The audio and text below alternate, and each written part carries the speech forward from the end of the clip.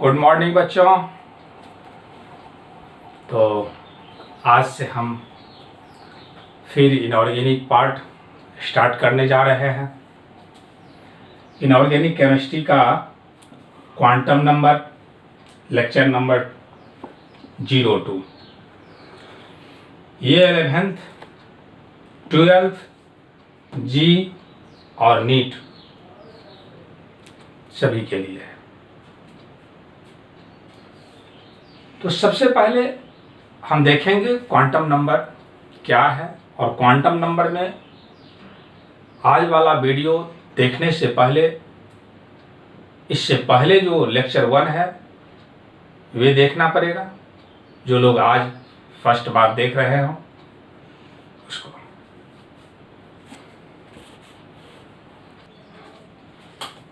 तो क्या बात करने जा रहे हैं? Quantum number. हम लोग एक बार पहले रिवाइज कर ले, फिर से देख ले जो क्वांटम नंबर क्या है। ये एक मैथमेटिकल एड्रेस है। सबसे पहले it is obtain from Schrodinger wave equation.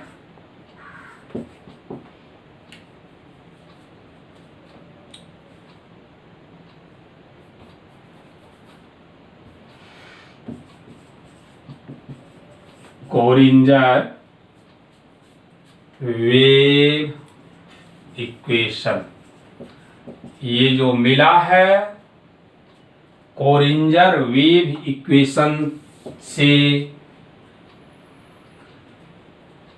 It is mathematical address. ये एक मैथमेटिकल एड्रेस है of an electron in an atom. एक एटम में इलेक्ट्रॉन का मैथमेटिकल एड्रेस है। वैसा ही जैसा कि हम लोगों का स्टेट का पिन कोड होता है, तो एक एटम और इस एटम में इस पार्ट को हम न्यूक्लियस कहते हैं, और ये न्यूक्लियस बना हुआ होता है प्रोटॉन और न्यूट्रॉन से। और यहाँ पे जो सर्कुलर पाथ देख रहे हैं, ये सर्कुलर पाथ को ऑर्बिट कहा गया है, और इसी ऑर्बिट में इलेक्ट्रॉन प्रेजेंट रहता है। और इस इलेक्ट्रॉन के बारे में जो हम इंफॉर्मेशन लेते हैं, उस इंफॉर्मेशन को ही नाम रख दिया गया क्वांटम नंबर। तो इसमें क्वांटम नंबर जितना है, उस क्वांटम नंबर में फर्स्ट को हम लोग कहते हैं प्रिंसिपल क्वांटम नंबर, जिसका रिप्रेजेंटेशन n से। दूसरा को कहा गया है एजीमुथल क्वांटम नंबर, जिसका रिप्रेजेंटेशन L से किया गया है। और तीसरे को कहा गया है मैग्नेटिक क्वांटम नंबर, जिसको M से रिप्रेजेंट किया गया है। और चौथा को कहते हैं स्पिन क्वांटम नंबर, जिसको S से रिप्रेजेंट किया गया है। प्रिंसिपल क्वांटम नंबर, ये जो प्रिंसिपल क्वांटम नंबर है, ये प्रिंसिपल क्वांटम नंबर इंडिकेट करता है साइज ऑफ एटम का। साइज ऑफ एटम का ये इंडिकेट करता है इलेक्ट्रॉन के एनर्जी लेवल का। ये इंडिकेट करता है इलेक्ट्रॉन के एंगुलर मोमेंटम का। तो इस सभी का इंफॉर्मेशन हम पिछले लेक्चर में दे चुके हैं, इसलिए थोड़ा सा रिव्यू करा दिए, आपको फिर दिखा दिए आज हम क्या बात करने जा रहे हैं। Azimuthal quantum number. Azimuthal quantum number, इसका रिप्रेजेंटेशन एल के द्वारा किया जाता है। It was given by Sommerfeld. ये बात लोगों को किसने समझाए? समरफेल्ड नाम के साइंटिस्ट। याद है प्रिंसिपल क्वांटम नंबर किसने समझाए? Bohr. Sommerfeld gave the elliptical concept of atom. Rutherford model, Bohr model, उसी के अंतर्गत एक और मॉडल जो समरफेल्ड साहब दिए उसको कहा दिया गया है इलिप्टिकल कॉन्सेप्ट। इस कॉन्सेप्ट में ये एज्यूम किया गया जो electron just like solar system की तरह से है, जिसमें एक मेजर एक्सिस और दूसरा को कह दिया गया है माइनर एक्सिस। तो इस टाइप का जो पाथ है, इस पाथ को ही नाम रखा गया है इलिप्टिकल पाथ। एक रिलेशन है principal quantum number upon azimuthal quantum number, major axis minor axis.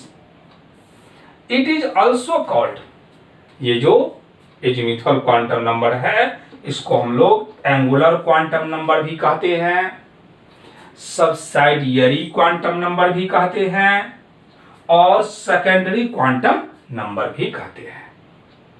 तो ये जितना भी आप देख रहे हैं ये तो आपको याद रखना पड़ेगा। ये एजीमुथल क्वांटम नंबर किस तरह से रिप्रेजेंट किया जाता है, किसने दिए, और जो दिए वे एटम का कौन सा मॉडल दिए, इस एजीमुथल क्वांटम नंबर को और हम किस नाम से जानते हैं? It represent shape of sub orbit, सब ऑर्बिट कह दें या सेल कह दें। सब ऑर्बिट में ही ऑर्बिटल होता है, इसीलिए हम लोग ये भी कहते हैं जो ये ऑर्बिटल का भी शेप रिप्रेजेंट करता है। And angular momentum of orbital. याद है जो प्रिंसिपल क्वांटम नंबर क्या रिप्रेजेंट करता था? तो साइज ऑफ एटम। लेकिन ये azimuthal quantum number shape of sub orbit कहें या ऑर्बिटल कहें, साथ ही साथ angular momentum, orbital angular momentum of electron. The value of L 0 to n-1, L का जो वैल्यू है वे 0 से लेकर के n-1, जहां पे n क्या है तो प्रिंसिपल क्वांटम नंबर। और हम जानते हैं जो n बराबर 1 2 3 4 etc कहां तक, तो इनफाइनाइट तक संभव है। तो एटम के में न्यूक्लियस और ऑर्बिट होता है और ऑर्बिट में सब ऑर्बिट होता है, और ये जो सब ऑर्बिट है S, इस S के लिए L का वैल्यू 0 कहां से आया, क्यों आया, इसका कोई मतलब नहीं, याद रखना पड़ेगा। जो S के लिए L का वैल्यू 0 होता है और मैक्सिमम नंबर ऑफ इलेक्ट्रॉन, क्योंकि हम बात कर रहे हैं इलेक्ट्रॉन का, इसलिए S के पास ज्यादा से ज्यादा 2 इलेक्ट्रॉन और इसका शेप होता है स्फेरिकल। और स्फेरिकल मतलब जानते ही हैं, इस तरह से गोलाकार। दूसरा सब ऑर्बिट P, और P के लिए L का वैल्यू 1 होता है और ये मैक्सिमम इलेक्ट्रॉन इसमें 6 रहता है और इसका शेप जो होता है डम्बबेल, डम्बबेल इस तरह का शेप होता है। टी सब ऑर्बिट, एल का वैल्यू 2, मैक्सिमम इलेक्ट्रॉन 10 और ये जो शेप है वे डबल डम्बेल, डबल डम्बेल। तो एक डम्बेल हम ऐसा देखें, इसमें डबल डम्बेल लगा देंगे। एफ के पास में एल का वैल्यू 3, मैक्सिमम इलेक्ट्रॉन 14 और ये कॉम्प्लिकेटेड है, मतलब इसका कोई फिक्स शेप नहीं है। अभी तक एक एटम में इतने सब ऑर्बिट में इलेक्ट्रॉन प्रेजेंट है। आगे आने वाले समय में यदि नेक्स्ट ऑर्बिट होगा तो वे होगा जी। अब जी के लिए एल का वैल्यू तो समझ गए होंगे जो कितना होगा, तो यहाँ पे होगा 4, क्योंकि 0 1 2 3 4। इलेक्ट्रॉन भी अंदाजा लगाइए, लगाइए जो क्या हो सकता है। तो यहाँ पे 2 में यदि 4 जोड़ दें तो 6 हो जाएगा और फिर 6 में 4 जोड़िए तो 10 हो जाएगा, 10 में 4 जोड़िए तो 14 हो जाएगा। तो बताइए जो इलेक्ट्रॉन कितना, तो यहाँ पे इलेक्ट्रॉन हो जाएगा 18। जब ये कॉम्प्लिकेटेड हो गया, कॉम्प्लेक्स हो गया, कोई वेल डिफाइंड शेप नहीं है, तो इसमें तो और ही कॉम्प्लेक्स हो जाएगा। इसीलिए इस शेप के बारे में कोई बात नहीं। जी के बाद एच होगा, एच के लिए एल का वैल्यू 5 होगा और अगेन इलेक्ट्रॉन यदि जोड़ दिया जाए तो 22 होगा। तो मेन इसमें हमको मिला जो ये किसके बारे में रिप्रेजेंट करता है, तो shape of suborbit, angular momentum of, यहां 2 बार एक ही बार होगा, angular momentum of orbital, angular momentum of orbital.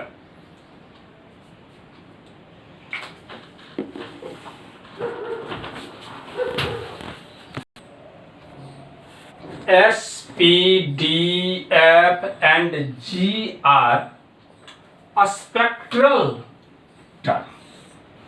जिस तरह से आप जानते हैं जो एक्सरे मशीन होता है, एक्सरे मशीन छोड़िए, हम लोग घड़ी देखते हैं, घड़ी के एक पार्ट का नाम सुई है, डायल है, अलग अलग नाम से जाना जाता है। उसी तरह से लैब में एक स्पेक्ट्रोस्कोपिक है, उस स्पेक्ट्रोस्कोपिक के एक एक पार्ट पे ये SPDF टर्म आया है। S का मतलब शार्प, शार्प एक स्पेक्ट्रोस्कोपी जो है उसका एक पार्ट है।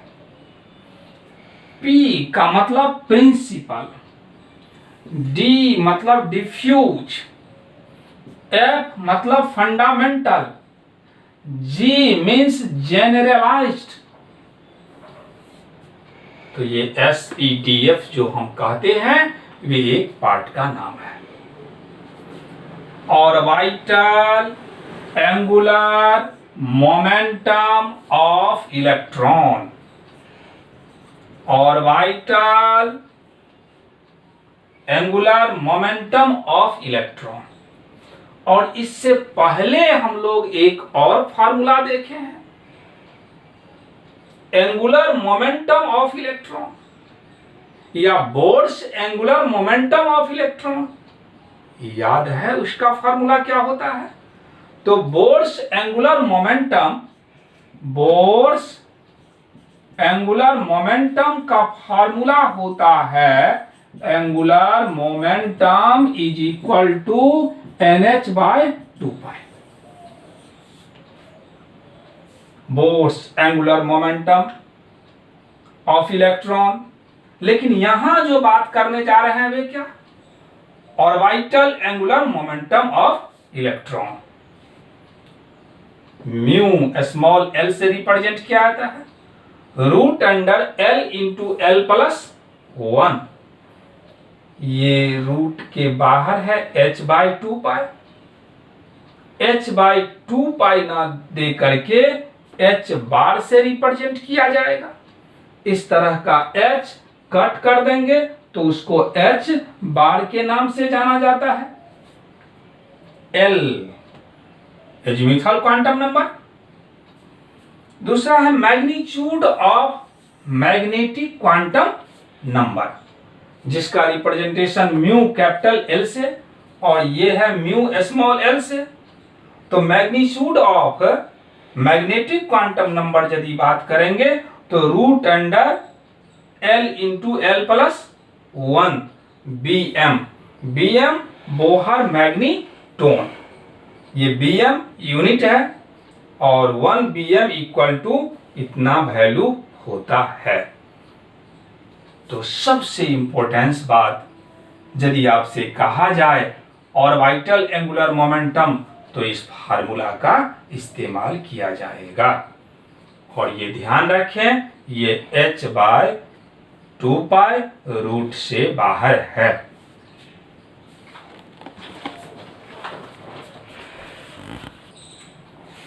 Maximum number of electron in A subshell. Subshell कहें या इसी को क्या कह सकते हो, सब ऑर्बिट 2 इंटू 12 प्लस 1। एक सबसेल में ज्यादा से ज्यादा कितना इलेक्ट्रॉन संभव है इस फार्मूला से फाइंड कर सकते हैं। याद है तुम लोगों को जो maximum number of electron in an orbit कितना बात किए थे, क्या फार्मूला था? तो 2n²। ये ध्यान रखें जो मेरा जो क्लास का ट्रेंड है, जैसा हम पूछते हैं वैसा ही आप लोगों से पूछते रहेंगे। फर्क इतना ही है जो आप लोग कॉन्शियस रहें। जो हम क्वेश्चन पूछते हैं तो जिस समय आप सुन रहे हो, इस वीडियो को देख रहे हो, उसको रोक करके आंसर सोच लें और फिर आगे बढ़ावें, देखें जो इसका आंसर क्या है। तो मैक्सिमम नंबर ऑफ इलेक्ट्रॉन एक ऑर्बिट में 2n², और ये जो ज्यादा से ज्यादा इलेक्ट्रॉन है वे 32 से ज्यादा नहीं हो सकता। इसी तरह से हम लोग एक और फार्मूला आज बात कर रहे हैं। क्या बात कर रहे हैं? जो maximum number of electron in A subshell 2 into 2l। l क्या है यहां पे? तो एजीमुथल क्वांटम नंबर। तो हम लोग देखें एग्जांपल। इन s सब ऑर्बिट, जब s सब ऑर्बिट में बात करेंगे तो इसके लिए l का वैल्यू कितना हो गया है? 0। और l का वैल्यू जब 0 तो मैक्सिमम नंबर ऑफ इलेक्ट्रॉन यदि बात करेंगे तो 2 इंटू l का वैल्यू 0 प्लस 1 यानी 2 इंटू ये 0 प्लस 1 यानी 2 इंटू 1, तो इलेक्ट्रॉन का संख्या कितना 2। इसी तरह से यदि इन p सब ऑर्बिट का बात करें तो p सब ऑर्बिट के लिए l का वैल्यू 1, जो पीछे अभी हम लोग देखे हैं, याद रखना पड़ेगा। तो जब l का वैल्यू 1 होगा तो मैक्सिमम नंबर ऑफ इलेक्ट्रॉन यदि कह दें तो 2, फार्मूला क्या है 2 इंटू l, और l का वैल्यू कितना मिला 1 प्लस 1, यानी 2 इंटू 2 प्लस 1, 2 इंटू 3, यानी इलेक्ट्रॉन 6। तो इससे हम लोग किसी भी सब सेल में कितने नंबर ऑफ इलेक्ट्रॉन होगा ये फाइंड कर सकते हैं। Determination of number of sub orbit in an orbit और सेल। हम जानते हैं एक एटम, इस एटम में न्यूक्लियस और न्यूक्लियस के अराउंड अलग अलग ऑर्बिट, और इस ऑर्बिट में ही सब ऑर्बिट प्रेजेंट है। तो ये जो ऑर्बिट में सब ऑर्बिट है तो 1 2 3 कहां तक, तो इन्फाइनाइट तक। किस ऑर्बिट में कितने सब ऑर्बिट संभव है, इस बात का कैलकुलेशन करने जा रहे हैं।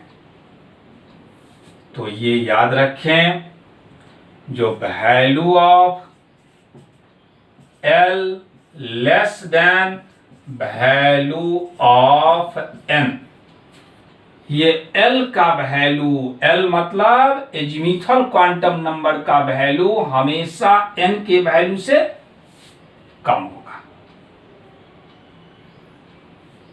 If n equal to 1,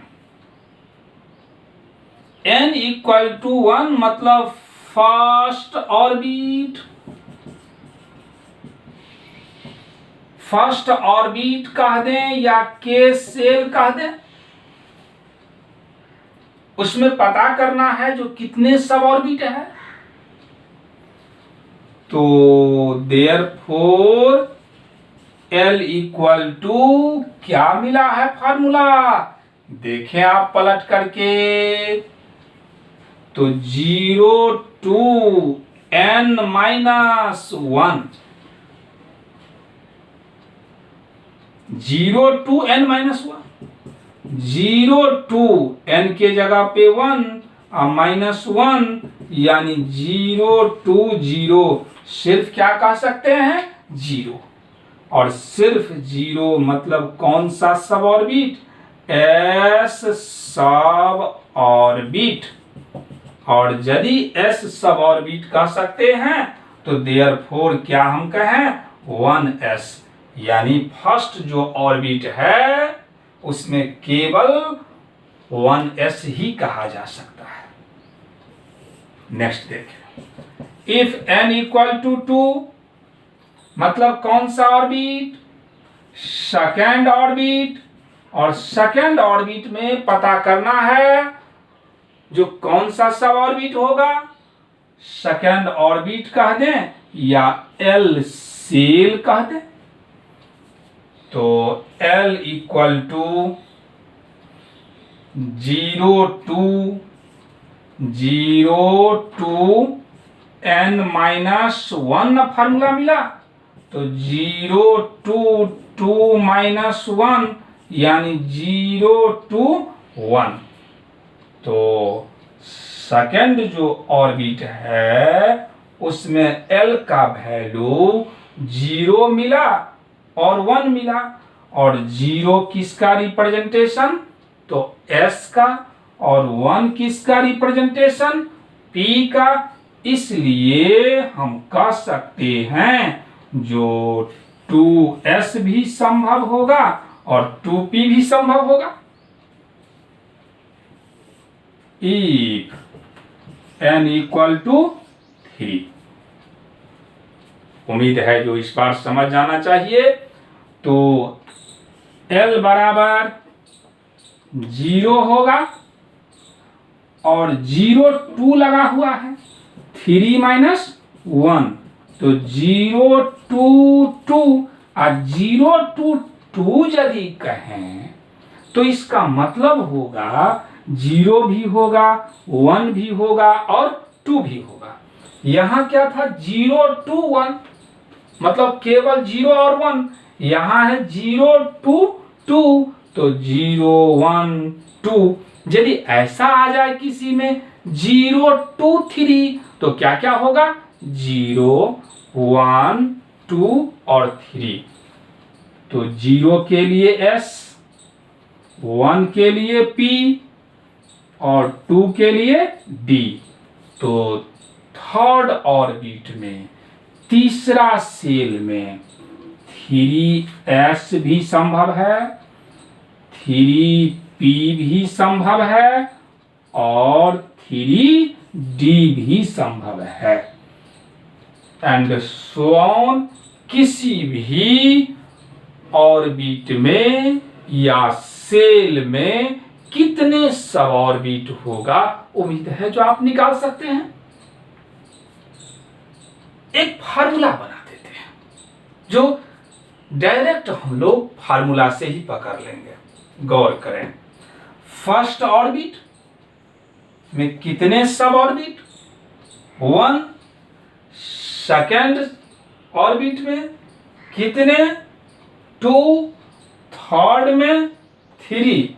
तो इजी वे में कह सकते हैं जो number of sub orbit in an orbit is equal to number of orbit. क्या समझे? यानी जो ऑर्बिट का नंबर होगा उतना ही नंबर में सब ऑर्बिट मिलेगा। तो जवाब दीजिए, यदि आपसे हम पूछ दें जो बतावें फिफ्थ ऑर्बिट में कितने सब ऑर्बिट होगा, मिल गया आंसर। तो फिफ्थ में फिफ्थ सब ऑर्बिट होगा, कौन कौन होगा 1s 5s 5p 5d 5f और 5g। क्योंकि f के बाद यदि आएगा तो क्या आएगा g आएगा। तो फार्मूला मिल गया।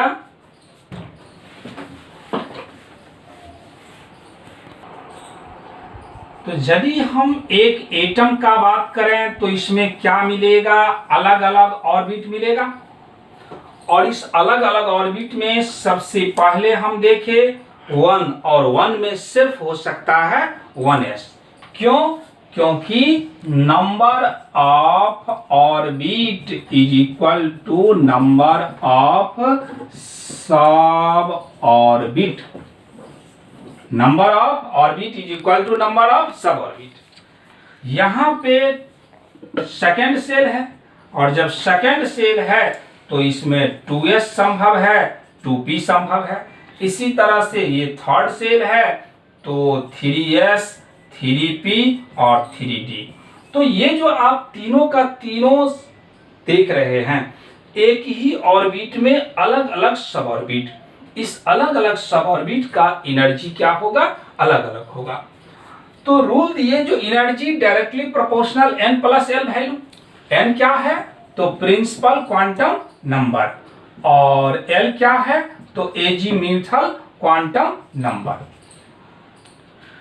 तो energy directly proportional n plus l value, और यदि n प्लस l वैल्यू सेम आ जाए तब एनर्जी डायरेक्टली प्रोपोर्शनल n। देख लें हम लोग question 3s 2p 3d 4f में पता करना है एनर्जी। तो क्या करना होगा n प्लस l वैल्यू। तो n यही ना n है 3 प्लस 0 तो 3 2 प्लस 1। क्यों? क्योंकि p के लिए l का वैल्यू 1 तो 3 प्लस 2 5 4 + 3 7। तो क्या रूल मिला, जो जितना ही n + l वैल्यू क्या होगा, ज्यादा होगा, एनर्जी ज्यादा होगा। तो बतावें जो एनर्जी सबसे ज्यादा किसका, तो वैल्यू ज्यादा, इसीलिए 4f। उसके बाद 3d क्योंकि उससे कम वैल्यू। देखें यहां पे दोनों वैल्यू क्या हो गया, सेम हो गया। तो क्या लिखे, if n + l value will be similar, यदि एक आ जाए तो उस सिचुएशन में energy directly proportional value of n। तो इस दोनों में अब n देख लें, यहाँ पे n3 है और यहाँ n2 है, तो n का वैल्यू तो ज्यादा है, इसलिए 3s का एनर्जी ज्यादा और 2p का एनर्जी कम। तो एक ऑर्बिट में अलग अलग सब ऑर्बिट का एनर्जी जो होगा वे अलग अलग होगा।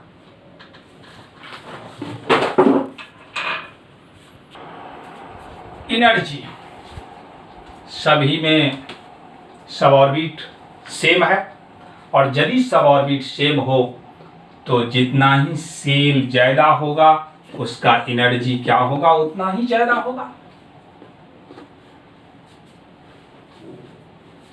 शेप, इस सभी का शेप क्या होगा, इक्वल होगा।